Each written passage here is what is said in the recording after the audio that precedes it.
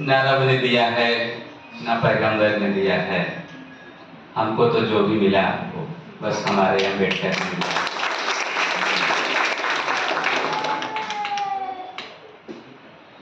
आज के इस श्रद्धांजलि सभा में कृपा पूर्वक पधारे हमारे विभाग के समस्त साथीगण, पूर्व विभागाध्यक्ष प्रोफेसर शैलेंद्र कुमार वर्मा जी, सफल संचालन कर रहे अनुज डॉक्टर दिनेश कुमार जी, अपने विचारों को व्यक्त कर रहे अभी आपने किया डॉक्टर ध्यान कुमार मिश्र जी, डॉक्टर राखी देव, प्रिय शोधार्थी शिखा राय, पूनम, रीता, विनय एवं अपने विचारों से हमें अवगत करा रहे थे अभी हमारे विभाग के यशस्वी छात्र। आज के इस अवसर पे मैं सबका वंदन करता हूं। सबको, सबके अंदर जो बाबा साहब के प्रति सम्मान है, स्नेह है, प्यार है, इसके लिए आपने अपना कीमती वक्त जो शैक्षिक दायित्व है उसमें से निकाला है। इसके लिए मैं सभी लोगों का हृदय की गहराइयों से हार्दिक स्वागत, वंदन और अभिनंदन करता हूं।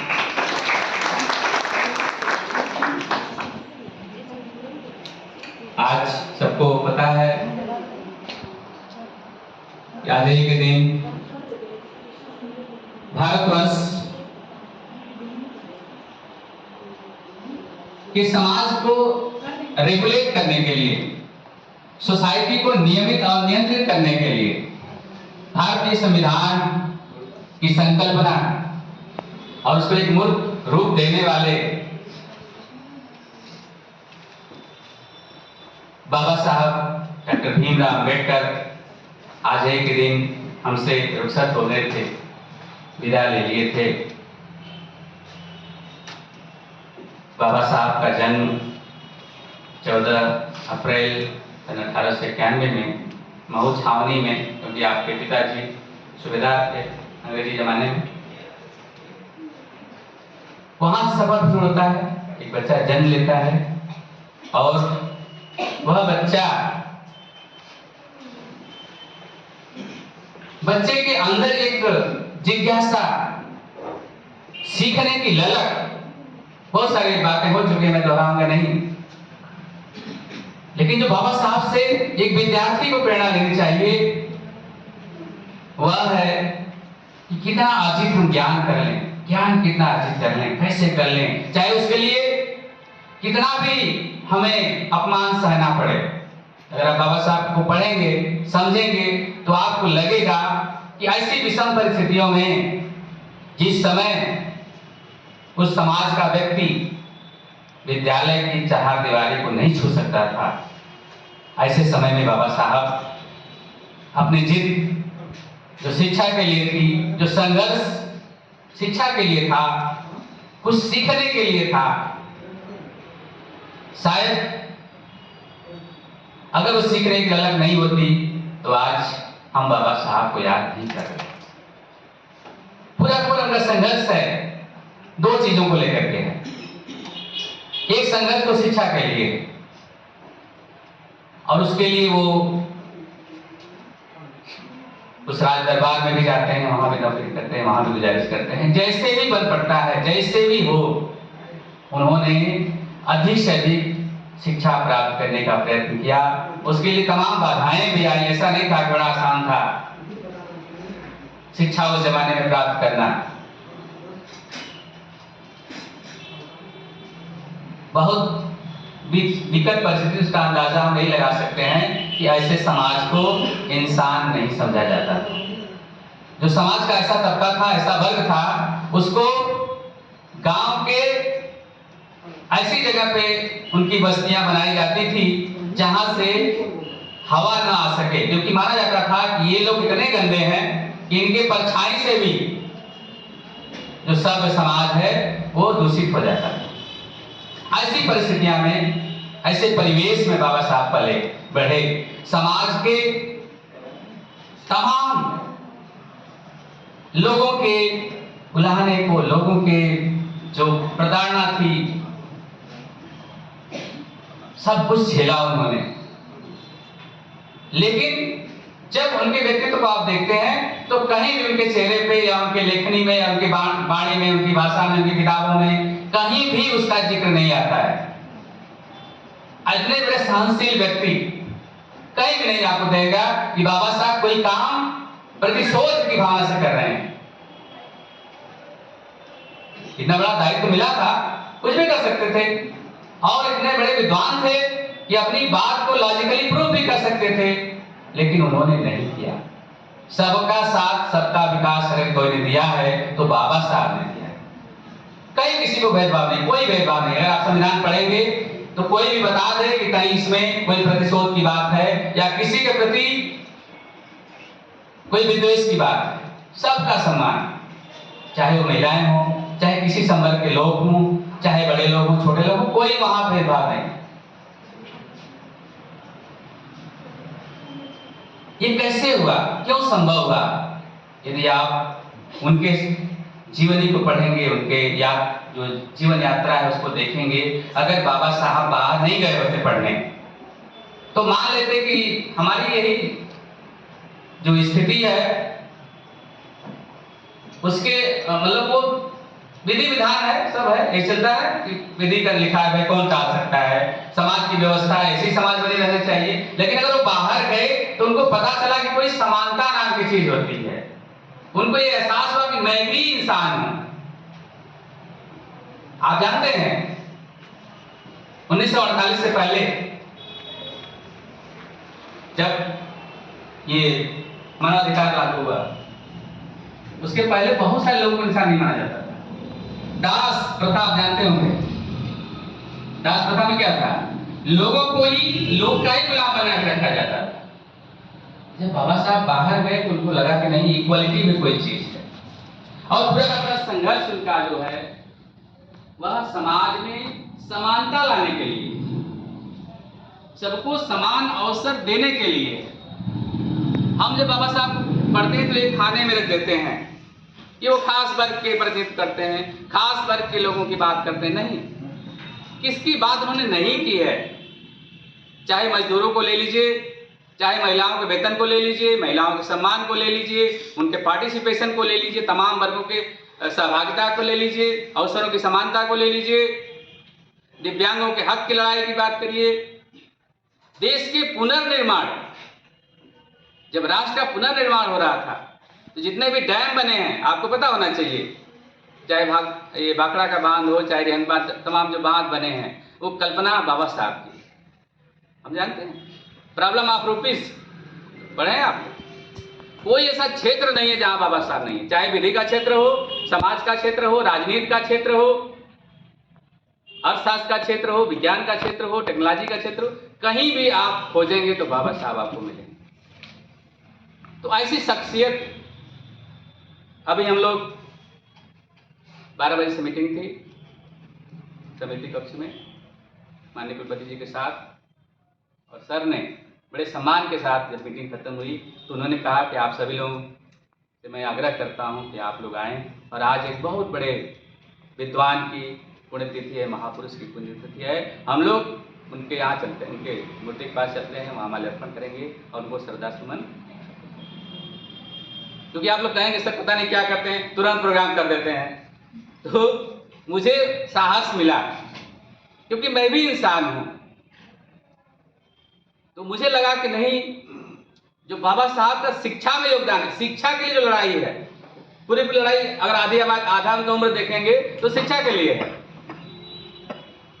और बाबा साहब जो मूल मंत्र है वो यही है, शिक्षित बनो, educate, agitate and educate, organise and educate. शिक्षित बनो, संगठित बनो और संघर्ष करो, ये पूरा मूल मंत्र उनका। तो पहला क्या आता है? पहली भी शिक्षा आती है। सबसे पहला उन्होंने किसको फोकस किया? शिक्षा को, क्योंकि यदि आपके पास शिक्षा है तो बाकी चीजें अपने आप आपको मिल जाएंगी। कहते हैं ना कि मनुष्य की मूलभूत आवश्यकताएं 3 हैं, 3 नहीं है, 4 आवश्यकताएं। रोटी, कपड़ा, मकान आपको मिल जाएगा यदि आपके पास शिक्षा है। शिक्षा का मतलब वो शिक्षा नहीं जो डिग्री वाली शिक्षा है। शिक्षा केवल वो नहीं है, क्योंकि अगर आप शिक्षित हैं तो आप बेरोजगार नहीं रह सकते। आपके अंदर कोई ना कोई हुनर जरूर होगा, कोई स्किल जरूर होगी। उस स्किल इतना जरूर होगी कि वह आपको 2 वक्त की रोटी दिला सकती है, आपको रहने का व्यवस्था तो कर ही सकती है यदि आप में प्रॉपर एजुकेशन है तो।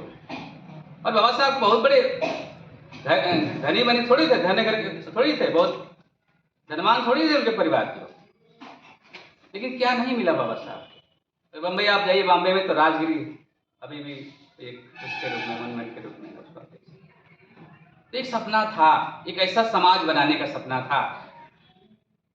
अगर मेरी बात आपको ऐसी लग रही हो तो आप जो डिबेट हुए हैं, भारतीय संविधान जो बन रहा था उसमें जो डिबेट हैं, उस डिबेट पूरा वो डॉक्यूमेंटेशन है, हमारे लॉ विभाग में भी है और लाइब्रेरी पुस्तकालय में भी है, उसको आप देख सकते हैं। एक एक पॉइंट पे डिस्कशन हुआ था और उसमें जो महत्वपूर्ण डिस्कशन हुआ था वो था शिक्षा की गारंटी। तमाम अधिकार दिए गए, उसकी मैं उसको रिवाइज नहीं करूंगा, लेकिन उस अधिकार में बाबा साहब ने कहा कि शिक्षा का अधिकार भी होना चाहिए। जो भारत के नागरिक हैं उनको शिक्षा का अधिकार होना चाहिए। पास हो गया, सब कुछ हो गया, लेकिन जब यह मौलिक अधिकार कमेटी के पास गया तो वहां पे लोगों ने कहा कि नहीं, हमारे पास संसाधन नहीं है, क्योंकि उस समय हम दूसरे गुलाम थे और गुलाम में क्या था, सारे जो संपदा थी वो अपने देश लेके चले जाते थे। तो यहाँ पे जो आर्थिक स्थिति थी वो बहुत ही दयनीय थी। तो लोगों ने कहा कि नहीं, ऐसी स्थिति में हम केवल इंफ्रास्ट्रक्चर डेवलप कर सकते हैं, पुल बनाना है, सड़क बनाना है, तमाम सारे काम करने हैं, तो हम सबको शिक्षा नहीं दे सकते। तो वहां से वो प्रस्ताव स्थगित हो गया, लेकिन जो बाबा साहब की सोच थी उसको लोगों ने स्वीकार किया। आप जानते हैं भारतीय संविधान में संशोधन किया गया और जो आर्टिकल 21 है, आर्टिकल 21 नाम सुना आप लोगों ने, जो गरिमा और सम्मान को जीने का अधिकार है। यदि ह्यूमन बीइंग है तो आपको जीवन जीने का अधिकार है। और उसमें जो संशोधन किया गया RTE act, right to education, जिसको 1 अप्रैल 2010 को लागू किया गया। ये कहीं ना कहीं अगर आप इसको देखेंगे, बैकग्राउंड में देखेंगे तो बाबा साहब की देन थी, जो उन्होंने शिक्षा का अधिकार दिलाया। 6 से 14 वर्ष का कोई भी बच्चा बिना किसी फीस के और क्वालिटी एजुकेशन प्राप्त कर सके। तो मित्रों, बहुत कुछ कहना है, तो भी आप लोगों को ज्यादा हो गया है, लेकिन इन्हें तो कुछ चीजें तो हमें प्रण लेना पड़ेगा। हमको यह निष्ठापूर्वक शपथ लेनी पड़ेगी कि हम कैसा समाज बनाना चाहते हैं, हमारे महापुरुष कैसा समाज बनाना चाहते हैं। क्या वो समाज बनाना चाहते थे जिसमें भेदभाव हो, महिला को घर के अंदर रखा जाए, पुरुष ही काम करे? सोचिए, अगर किसी अर्थव्यवस्था में अगर आधी आबादी को उस व्यवस्था से बाहर कर दीजिए, नॉन फंक्शनिंग जिसको कहते हैं, या जो कुछ कमाई न कर सके उसको बैन कर दीजिए, तो आधे लोग से ही आप उम्मीद करेंगे, तो जीडीपी का क्या होगा? जीडीपी का। और आपको पता होगा कि महिलाओं को एक आगे कि ये तो बहुत कमजोर है, इनको कम तनख्वाह दीजिए, कम वो दीजिए, लेकिन बाबा साहब इसकी भी लड़ाई लड़े, समान वेतन है। अगर आप समान काम कर रही तो आपको वहां भेदभाव नहीं है, तमाम अवसर दिए गए। और आज आपका देश निश्चित रूप से जो लोकतांत्रिक देश है उस देशों में सबसे अग्रणी में है। वो शायद इसीलिए है कि हमारे यहाँ महिला और पुरुष कंधा से कंधा मिलाकर देश को तरक्की कर रहे हैं, उसके जो आर्थिक स्थिति उसमें योगदान दे रहे हैं, और वो संभव हो पाया है भारतीय संविधान से, क्योंकि भारतीय संविधान सबको अवसर देता है, अवसर की समानता, इक्वालिटी इन अपॉर्चुनिटी। तो निश्चित रूप से आज आप लोगों को यह प्रण लेना पड़ेगा कि हम किसी भी रूप में, किसी भी तरह का भेदभाव यदि कहीं होता है तो उसको रोकेंगे, न खुद भेदभाव करेंगे न दूसरे को भेदभाव करेंगे।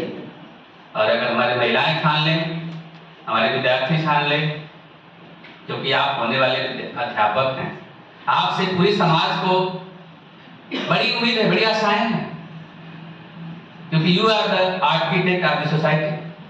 आप समाज के शिल्पकार हैं। जैसा आप चाहेंगे उस तरह का शेपिंग समझते हैं आप, मनोविज्ञान पढ़े होंगे, उस तरह का शेपिंग आप कर सकते हैं, उस तरह का स्ट्रक्चर आप खड़ा कर सकते हैं जिस तरह की आपकी सोच हो। और बाबा साहब ने कहा भी था कि अगर समानता लाना है समाज में तो सबको क्या करना पड़ेगा, एजुकेट करना पड़ेगा, शिक्षित करना पड़ेगा, उनको उनके अधिकारों से अवगत कराना पड़ेगा। और बाबा साहब ने किया, तमाम डिबेट में उन्होंने अपनी बात मजबूती से रखा और बहुत सारी बात मानी भी गई, कुछ नहीं मानी गई होंगी, उस परिस्थितियां रही होंगी। अंतिम समय की मैं बात कर रहा हूं। बाबा साहब 3 दिन पूर्व एक किताब लिख रहे थे बाबा साहब, बुद्धाय धम्मा, बुद्ध एवं उनका धर्म। और 3 दिन पहले वो किताब का लेखनी खत्म हुई थी और उसी के 3 दिन पश्चात, क्योंकि उसमें किताब में इतना वो रंग गए थे, उनको बीमारी थी, डायबिटीज थी, ठीक है, वो पैर बांध करके, पैर कुर्सी पर रख करके फिर भी लिखते रहे। बड़ी कष्ट होता है जो होता है डायबिटीज पे, आप जानते हैं, मधुमेह जो रोग होता है, बड़ा दर्द उसमें होता है, लेकिन उन दर्द को सहते हुए उसी में तबीयत ज्यादा बाबा साहब खराब हो गई। और 6 दिसंबर को 1:40 पर बाबा साहब उनसे विदा हो गए। दिल्ली से 100 जो है मुंबई लाया गया, दादर, और दादर से जब 7 दिसंबर को उनकी शव यात्रा निकलती है, पूरा देश गमगीन था। जो भी सुना, जिस हालत में था, सब लोग दौड़ पड़े दादर की तरफ। और आपको ताज्जुब होगा, उस जमाने में जब इतनी सुविधाएं नहीं थी, सबके पास व्हीकल या साधन नहीं थे, केवल रेल का एक माध्यम था, और उस रेल के सफर करके और ऐसे जो भी जैसे सुना वहां लोग पहुंचे, लगभग 10 लाख की भीड़ उनकी अंतिम शव यात्रा में, 10 लाख लोग थे। चैत्य भूमि जो वहां बना है, तो आप लोगों ने मेरे एक छोटे से निवेदन पे इतना समय दिया, समय ही नहीं दिया, अपने विचार, अपने उद्गार भी व्यक्त किए, बाबा साहब का सम्मान भी व्यक्त किया। उसके लिए मैं दिनेश जी का अनुमति देते हुए आपको धन्यवाद देता हूँ, साधुवाद देता हूँ और आशीर्वाद भी देता हूँ कि आप लोग जहाँ भी रहें, जो लव है, जो शिक्षा की लव है, उसको जलाए रखिए। शिक्षा किसी भी रूप में पीछे नहीं जानी चाहिए, आगे जानी चाहिए। और बाबा साहब का जो मिशन है वो यही मिशन है, एजुकेट, शिक्षित करिए, जागरूक करिए, सही अर्थों में जागरूक करिए। अगर आप किसी महिला को उसका अधिकार कर्तव्य याद दिला देते हैं तो यही उसके लिए शिक्षा है। अगर वो खड़ा हो जाती है पुरुष के उत्पीड़न के खिलाफ, उसके अत्याचार के खिलाफ, तो ये बाबा साहब की सबसे बड़ी श्रद्धांजलि है। तो आज उन्होंने समय दिया है हमारे साथियों के साथ, आप सभी लोगों को, खास करके डॉक्टर दिनेश जी को, क्योंकि ये हमेशा तैयार रहते हैं। दिनेश जी ऐसी शख्सियत हैं, इनको तैयार करने की जरूरत नहीं होती है। कल दिनेश जी काम करना है तो दिनेश जी तुरंत स्वतः तैयार हो जाते हैं। केवल तैयार नहीं होते हैं बल्कि उसको बखूबी और बेहतर ढंग से, व्यवस्थित ढंग से निभाते भी हैं। तो दिनेश जी ने जो संचालन किया है, हमारे बड़े भाई डॉक्टर सुशील कुमार वर्मा जी ने जो मान साथ दिया है, डॉक्टर दयानंद जी, आकांक्षा जी आ गई हैं, उनका भी स्वागत है, पवन जी, तमाम विद्यार्थी शोधार्थी, सबको मैं अपने